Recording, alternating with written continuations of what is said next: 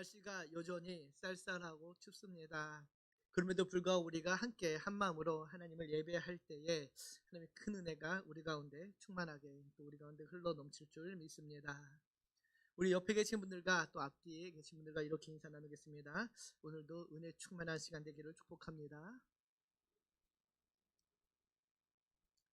오늘도 은혜 충만한 시간 되기를 축복합니다. 한 분만 안 하셨어요. 한 분만 딱 저하고 눈이 마주쳤는데 인사를 안 하셨어요. 자, 오늘도 여러분에게 은혜 충만한 시간, 또 우리가 말씀을 함께 나눌 때 하나님의 큰 은혜가 그 말씀 속에 임하여서 우리가 그 말씀을 받고 또 한 주를 살아나가야 될 줄 믿습니다. 26년을 시작하면서 소망이라는 주제로 말씀을 지금 함께 살펴보고 있습니다. 우리가 살아가는 이 시대에 어떻게 보면은 소망이 없는 시대라고도 할 수 있습니다. 삶에서 정작 소망을 붙잡기 쉽지 않은 것이 지금 우리가 살아가는 이 시대이죠.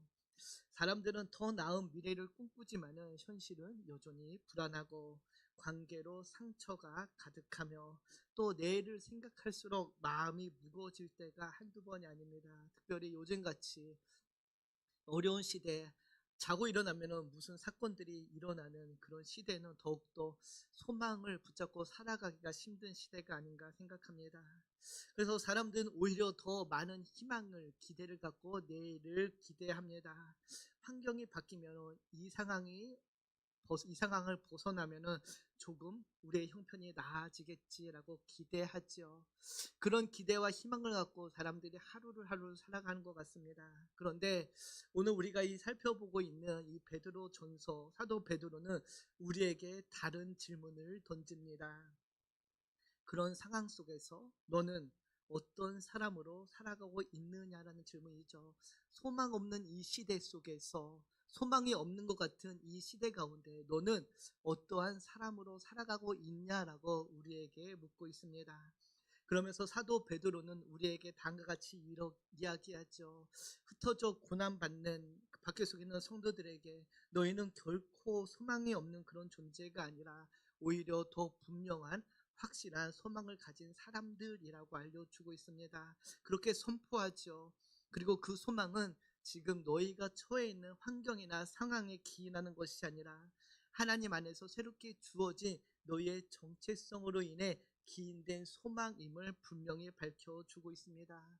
그 소망이 있기에, 그 소망이 그 소망을 너희가 가졌기에 너희는 소망 없는 이 시대 속에서도 소망을 붙들고 살아갈 수 있다라고 이야기하죠. 그러면서 먼저 그 소망이 있기에 이제는 소망 없는 사람들처럼 악독과 거짓과 외식과 시기와 비방, 그런 삶의 모습을 벗어버리라라고 이야기합니다. 소망이 없는 사람들은 소망이 없기에 악독을, 거짓을, 외식을, 시기와 또 비방을 말합니다. 행합니다. 왜? 그래야지만 살아남을 수 있다라고 생각하기 때문이죠. 그러나 소망이 있는 너희는 그렇지 않다라는 것입니다.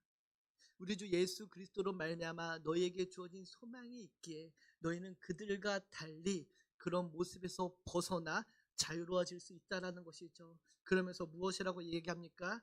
그 버린 자리, 내려놓는 그 자리, 빈 자리에 하나님의 순전한 말씀으로 채울 것을 이야기하죠.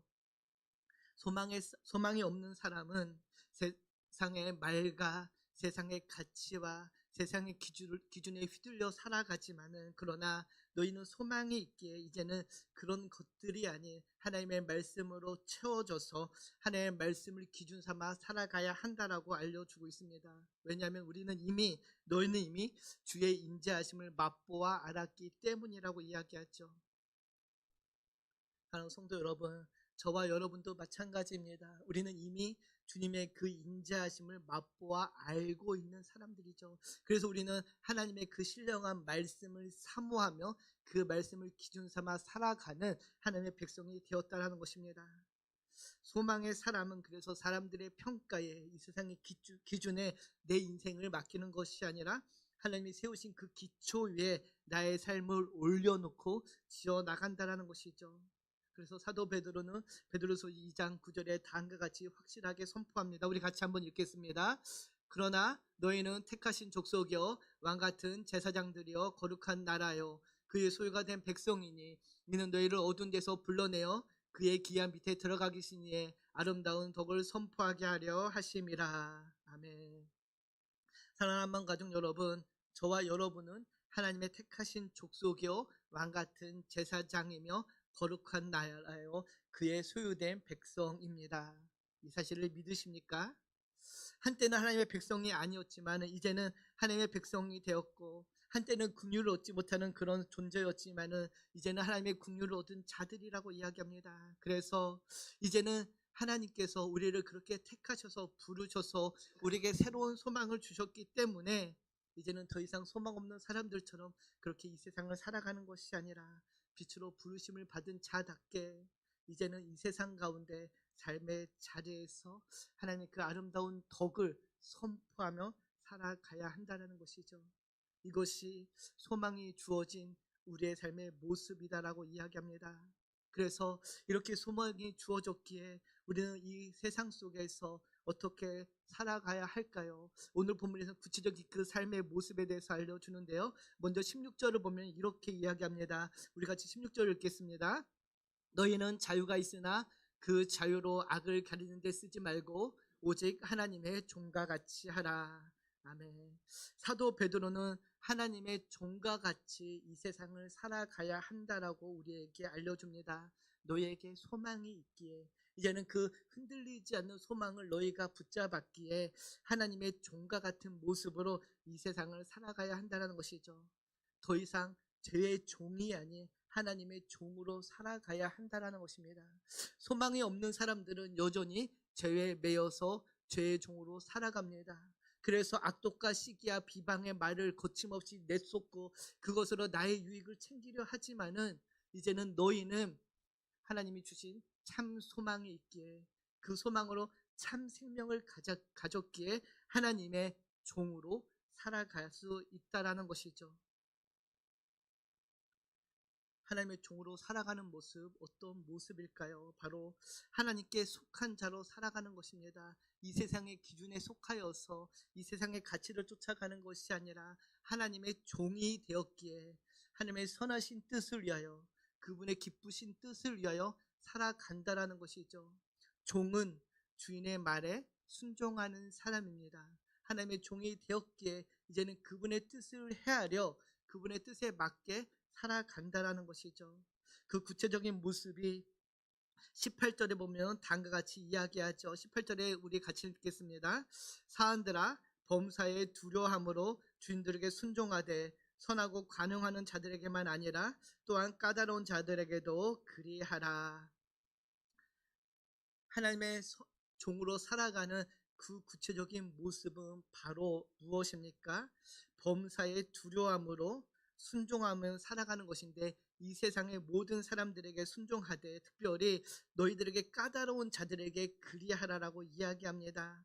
이러한 순종은 사람을 기쁘게 하는 것이 아니라 하나님을 바라보는 믿음에서 나오는 순종이라고 이야기하죠. 그래서 구체적으로 19절을 보면 이렇게 이야기합니다.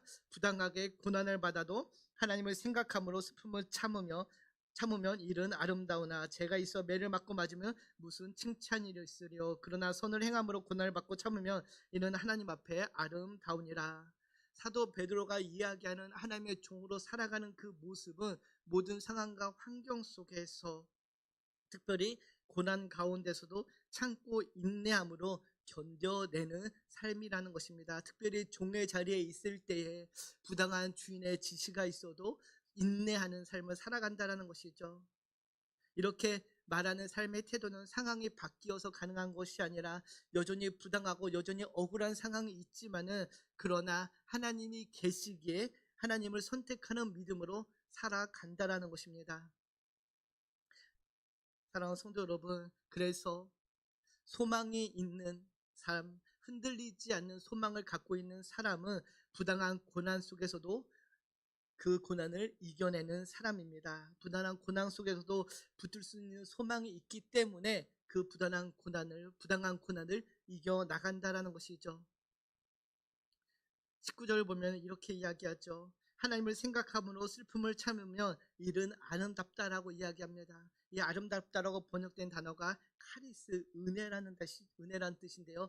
이를 참으면 그것이 은혜라고 이야기하는 것이죠.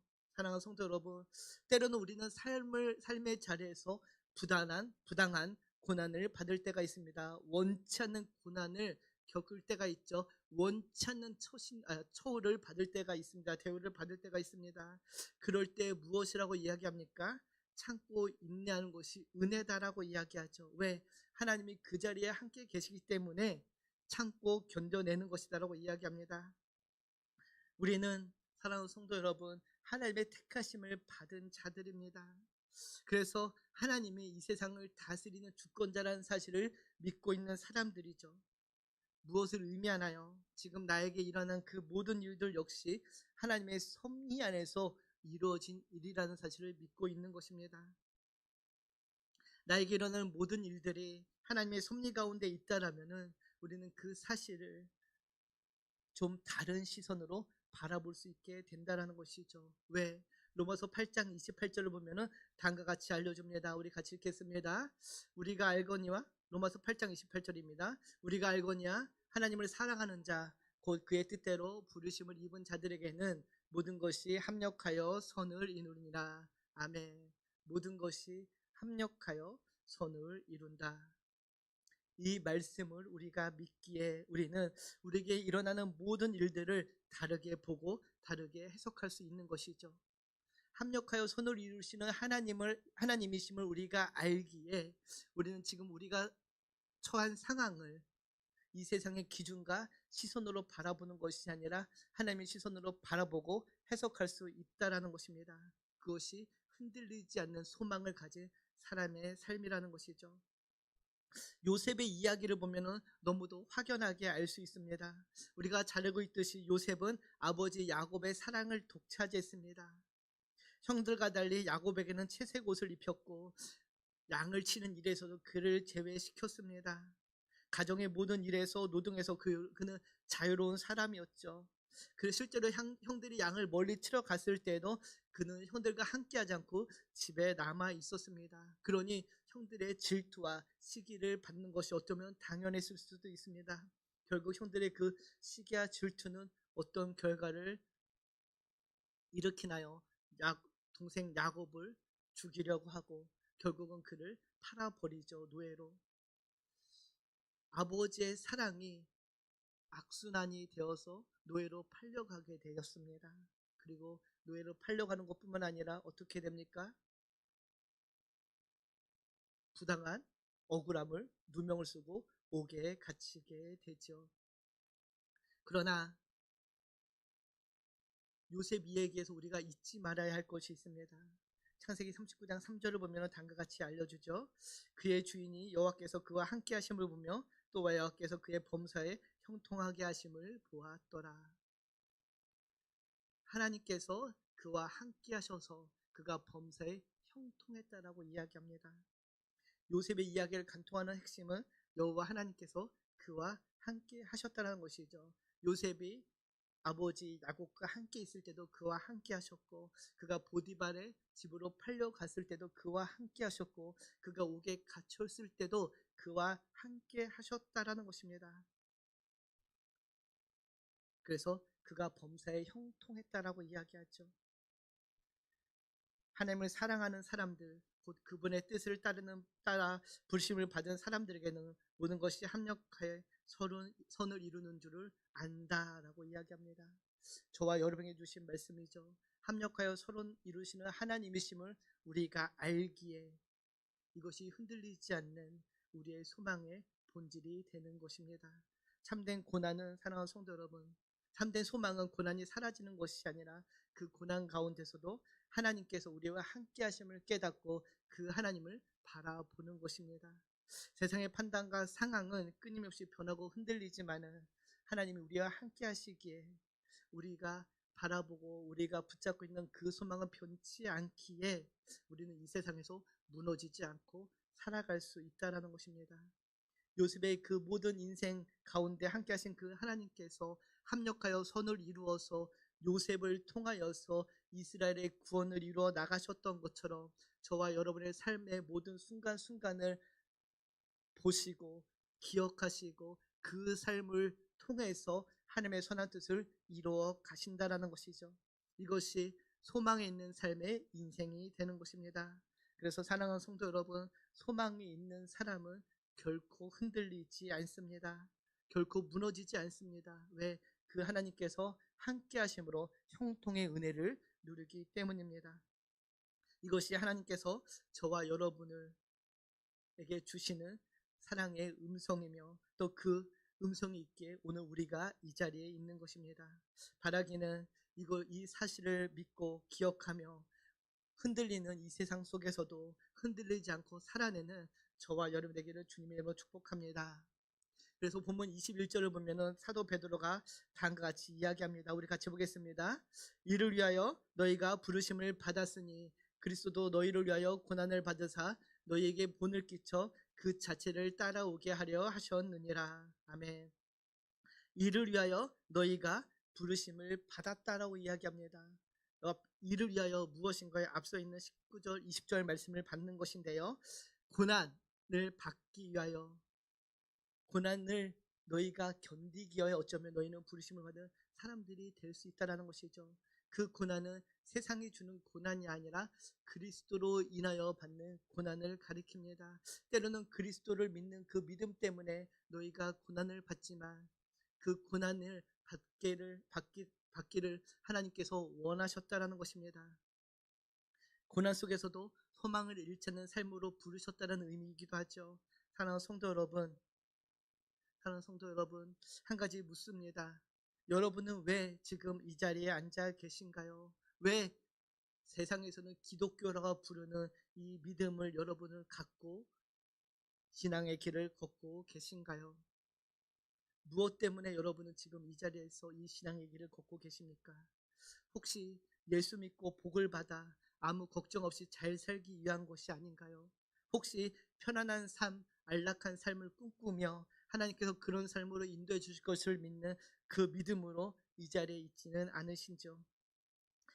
아주 오래된 이야기이지만은 한국교회가 엄청난 속도로 부흥할 때가 있었습니다.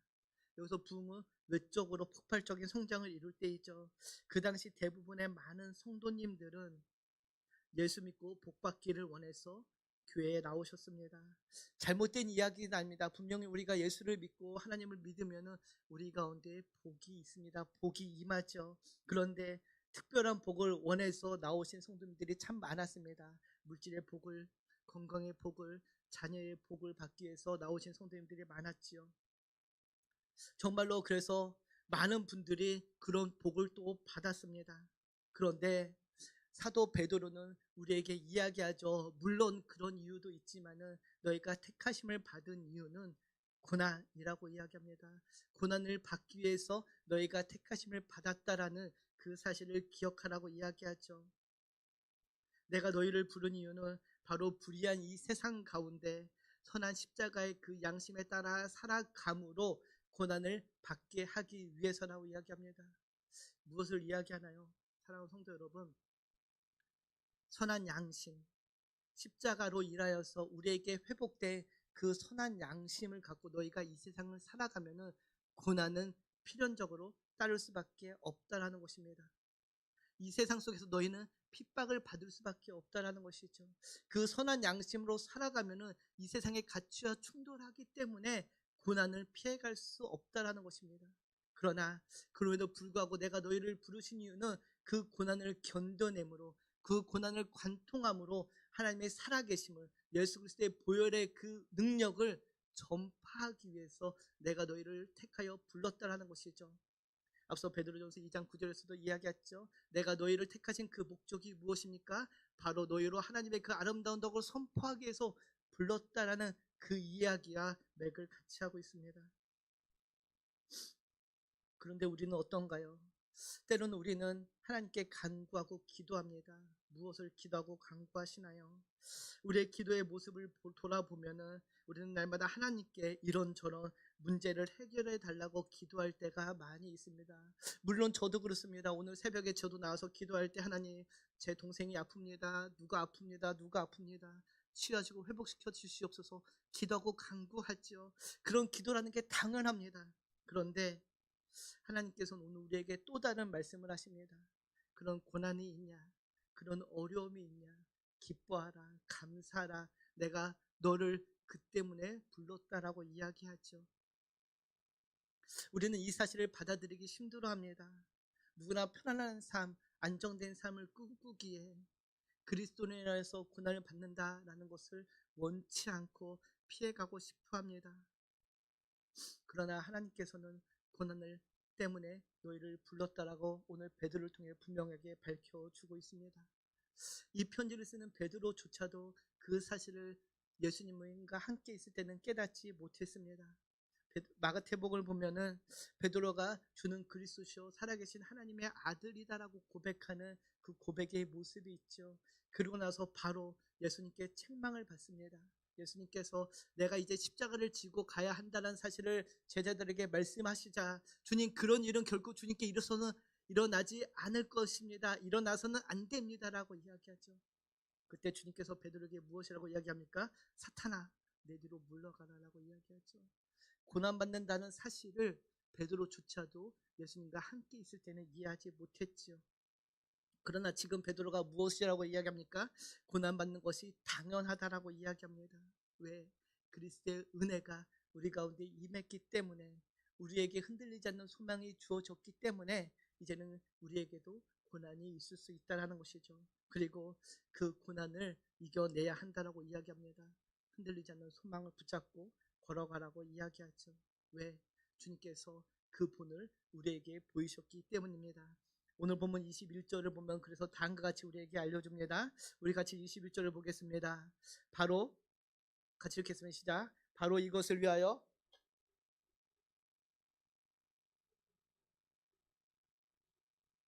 여러분이 자기의 발자취를 따르게 하시려고 여러분에게 본을 남겨 놓으셨습니다. 아멘. 바로 이것을 위하여 여러분은 부르심을 받았습니다.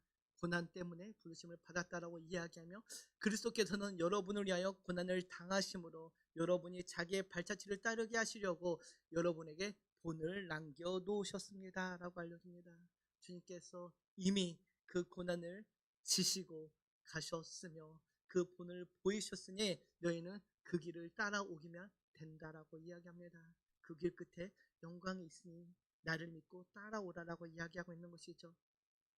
여기서 본을 보이셨다라고 할 때 그 본이란 단어가 참 재미있는 단어입니다. 예전에 한번 말씀드린 것 같기도 한데요.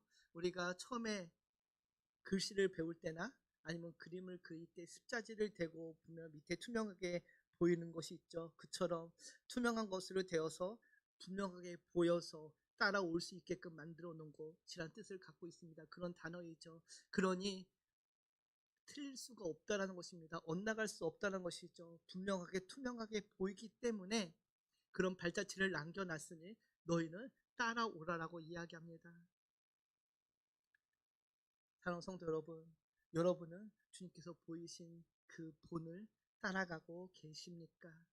우리 주님이 우리에게 보여주신 그 십자가의 길, 그 고난의 길을 여러분은 정말로 따라가고 계신지요? 주님의 고난과 죽으심이 나를 위한 것이라고 우리는 믿지만은 그 고난과 죽음의 십자가 내가 따라가야 할 길이라고 이야기하면은 왠지 거부감이 있어서 그 길을 따르기를 주저하고 있지는 않은지요. 그러나 우리가 기억해야 될 것이 있습니다. 사랑하는 성도 여러분, 그리스도의 십자가는 하나님께서 우리에게 오시는 길이기도 하지만은 동시에 내가 그 십자가를 통해 하나님께 나아가는 길이기도 합니다. 이 둘은 서로 분리될 수 없습니다. 우리는 이 십자가에서 그래서 하나님을 만날 수 있습니다. 그러니 이 십자가는 우리의 삶에 반드시 있어야 하는 것이죠. 베드로는 분명히 알았기에 길이 하나님을 알았기에 다른 길이 없음을 알았기에 이 세상의 교회가 반드시 쫓아가야 한다라고 그래서 그 분을 따라가야 한다라고 고난 가운데 있지만은 그 고난을 너희가 인내하며 주님의 길을 따라가야 한다라고 이야기하고 있습니다. 사랑하는 성도 여러분, 때로는 우리가 삶을 살아가는 이 삶의 자리에 참 부당한 것이 많이 있습니다. 불의가 가득하죠. 매일매일 뉴스를 보면은 어떻게 이런 일들이 있을 수 있을까라고 생각할 정도로 부당하고 불의한 일들이 많이 있습니다. 그러나 주님께서는 그런 상황 속에서도 내가 너희에게 본을 보여준 그 길을 따라오라라고 이야기합니다. 왜? 그 길 끝에 우리 주님이 계시고 그 길 끝에 영광의 소망이 있기 때문이라고 알려주십니다. 우리 주님은 죄가 없으셨지만 욕을 당하셨고 억울한 재판을 받으셨고 침뱉음과 채찍질을 당하셨습니다. 그럼에도 불구하고 주님은 그 길을 걸어가셨습니다. 오늘 본문 23절을 보면은 이렇게 알려주죠. 우리 같이 보겠습니다.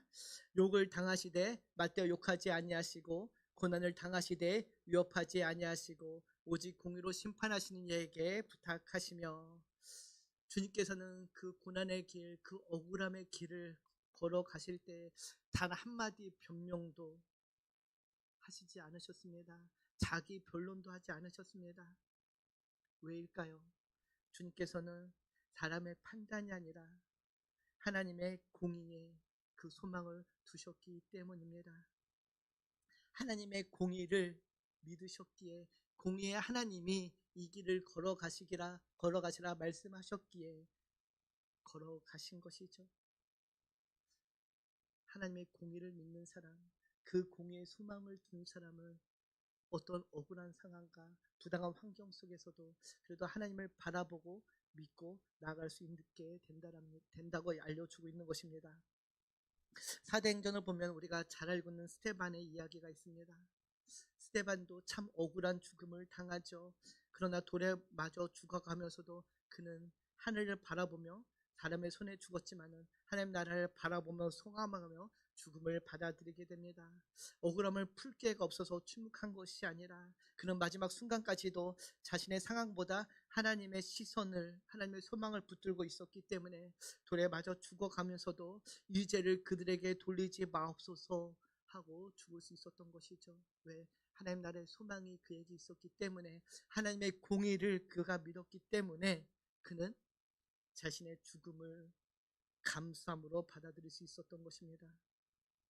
사랑하는 성도 여러분, 그래서 소망은, 흔들리지 않는 소망이 있는 사람은 이 세상에 나를 맡기는 것이 아니라 하나님께 나를 의탁하고 하나님의 공의를 바라보며 나아가는 사람들입니다. 그 하나님께서 우리의 중심을 보시며 우리가 하나님을 생각함으로 선택한 모든 믿음의 걸음을 기억하시는 분이라는 사실을 믿고 묵묵히 걸어가고 있는 것이죠. 바라기는 오늘도 이 흔들리는 이 세상 속에서 흔들리지 않는 그 소망으로 이 세상을 나아가기를 주님으로 축복합니다. 이렇게 흔들리지 않는 그 소망의 뿌리가 어디에 있을까요? 사도 베드로는 오늘 본문에 그 뿌리가 예수 그리스도의 십자가에 있음을 분명히 밝혀주십니다. 24절 보면 다음과 같이 이야기하죠. 친히 나무에 달려 그 몸으로 우리 죄를 담당하시. 우리 같이 한번 읽을까요? 친히 나무에 달려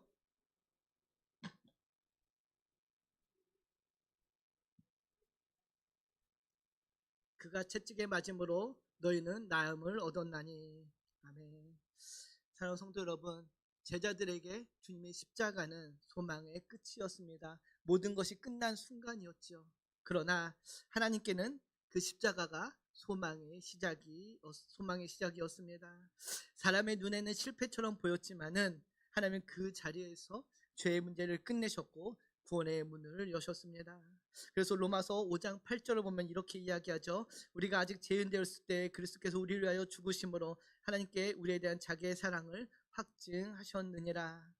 사랑하는 성도 여러분, 그 십자가가 있었기에, 그 십자가를 통해서 하나님께서 자기의 사랑을 우리에게 보여주셨기 때문에 우리는 지금 그 소망을 품고 가지고 살아갈 수 있게 된 것입니다. 우리가 아직 죄인 되었을 때 아무 자격도 아무 내세울 것도 없는 그때에 그리스도께서 우리를 위해 죽으심으로 하나님의 사랑이 확증되었습니다. 그래서 우리가 지금 이 세상을 살아가는 그 삶의 힘은 내가 얼마나 많은 능력을 갖고 내가 얼마나 잘 버티고 내가 얼마나 신실하게 살아가고 있느냐 있는 것이 아니라 하나님의 전적인 은혜에 달려 있다는 것입니다.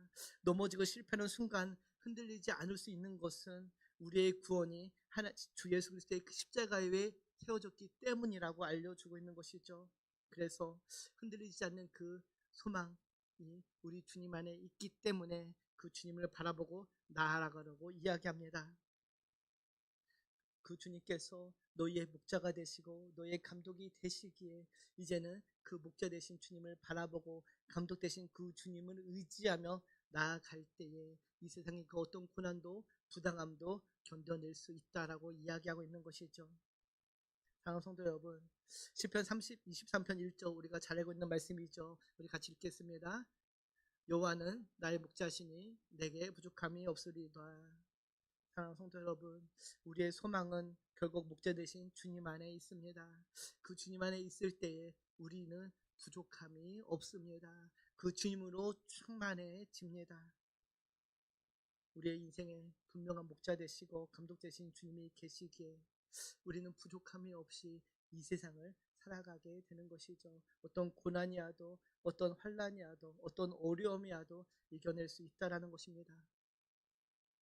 제가 요즘 새벽마다 붙잡고 기도하는 말씀이 있습니다. 빌립보서 4장 6절 7절 말씀이죠. 아무것도 염려하지 말라. 다만 모든 일에 기도와 간구로 하나님께 아뢰라. 그리하면 모든 지각에 뛰어나신 하나님의 평강이 너의 생각과 마음을 지켜주시리라. 사랑하는 성도 여러분, 하나님의 평강이 저와 여러분에게 주어졌습니다. 그러기에 우리는 마음과 생각을 지켜 이 세상을 살아갈 수 있게 된다는 것이죠. 2026년 올 한해 우리의 환경은 흔들릴 수 있습니다. 우리가 의지하는 사람도 변할 수 있으며 우리가 세운 계획도 예상치 못하게 흔들리고 무너질 수 있습니다. 그러나 분명한 사실 한 가지, 십자가 위에 세워진 우리의 소망은 결코 흔들리지 않는다라는 것입니다. 그러니 올 한 해를 살아가며 왜 이런 일이 내게 생겼을까라는 질문에 머무르기보다 이 상황 속에서 하나님을 신뢰하겠습니다라는 믿음의 고백으로 나아가기를 축복합니다. 이해되지 않는 순간에도 답이 보이지 않는 자리에도 하나님을 바라보는 선택이 우리 안에 있기를 축복합니다. 우리의 소망 되신 주님께서 저와 여러분의 마음과 생각을 지켜주실 것입니다. 그 하나님을 의지하며 나아가는 복된 2026년 되기를 다시 한번 소망하며 축복합니다. 기도합니다. 사랑과 은혜가 풍성하신 하나님 감사합니다. 오늘 말씀을 통해 흔들리는 세상 속에서도 흔들리지 않는 소망이 어디에 있는지 다시 보고 붙들게 하시니 감사합니다. 우리의 소망이 환경이나 사람이나 형편에 있지 않고 십자가 위에 이미 완성된 주님의 은혜와 사랑에 있음을 믿음으로 고백합니다. 이 세상을 살아갈 때 때로는 억울함을 만나고 때로는 이해되지 않는 상황을 마주칠 때에 이 세상을 바라보는 것이 아니라 우리 주님을 바라보고 우리의 목자 되시고 우리의 감독 되신 주님을 의지하며 나아가는 우리의 삶이 되게 하여 주시옵소서. 올 한 해 흔들리는 소망의 사람으로 하나님 나라를 바라보며 살아가기를 소망하며 우리를 구원하신 예수님의 이름으로 감사하며 기도드립니다. 아멘. 교회 소식 전합니다. 이번 주일 2월 1일 월요일 2월 첫날입니다. 월삭 새벽 기도회가 있습니다. 5시 30분에 있습니다. 2월을 시작하며 주일이지만은 여러분 꼭 나오셔서 함께 기도로 2월을 시작하기를 기도하며 기대합니다. 또 이번 주일 재직 헌신 예배가 있습니다. 오후 2시고요. 황일동 목사님 오셔서 말씀 전해 주시는데 요즘 재직들은 기도함을 함께 준비해 주시기 바랍니다. 멘토링 제자 훈련반이 이번 주일 개강합니다. 참고해 주시고요. 공동체 성경 읽기가 함께 진행되고 있습니다. 함께 성경 읽기에 동참해 주시기 바랍니다. 이번 주 금요일 토요일 청년부 MT가 있습니다. 잘 다녀올 수 있도록 함께 기도해 주시기 바랍니다. 기관장 회장 총무 워크숍이 2월 1일 재직 헌신 예배로 있습니다. 모든 기관 리더들은 꼭 참석해 주시기를 바랍니다.